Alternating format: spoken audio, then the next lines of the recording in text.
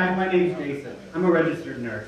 And 2 days ago, we pulled together an organic team to create a product named PRN Care. We're attempting to change the way home health care is delivered. Think Uber and apply it to in-home health care. I discovered this need when I was taking care of my grandfather on hospice.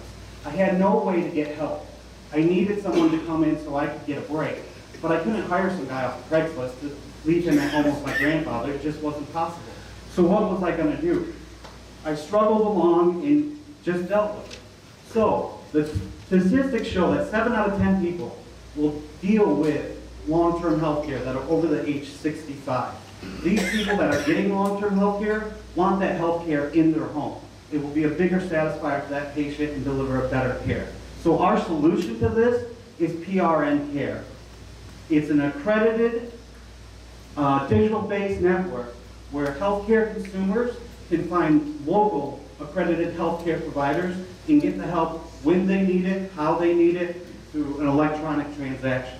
So I was moved by Jason's pitch, and I joined this team. My name is Michael Lang. I'm a PhD student here at U of M, and I can crunch big data. So I wanted to see what the market for this would be. So I went and looked at it, and sure enough, what we can see is that within 5 years, we're going to get 18% growth in people like Jason's grandfather who need this type of specialized at-home care. And moreover, we're going to see almost 5-fold growth in the type of people that provide this care compared to the national growth rate for all jobs. Moreover, when we do primary research with these type of healthcare people, we see that yes, they have trouble finding these types of jobs. And it's usually just by word of mouth. So there's a need to connect these healthcare providers with these healthcare patients. We're going to do that with PRN Care. It's a facilitated, transaction-based, accredited network of healthcare providers. The consumer logs on, they see who is in their area, who is available now to give me a break. When that person is contracted, they're paid via the app. There's no cash exchange. That person comes to the house, completes the care, we leave a review, and the person receives the care when they need it, as they need it. So why is this good? This is good for 3 primary reasons. 1, it decreases costs for the healthcare consumers. It does it in 2 ways. 1, it reduces out-of-pocket costs. You pay less. 2, it decreases time costs. You get to do time other things. 2nd, you increase the wages for the healthcare givers. And 3rd is the convenience of the Uber model. When you need it, with certified and accredited professionals. So what we're asking for is $5,000 for space, for help doing secondary research and pricing, and for help developing our application. Thank you for your time. We're PRN Care.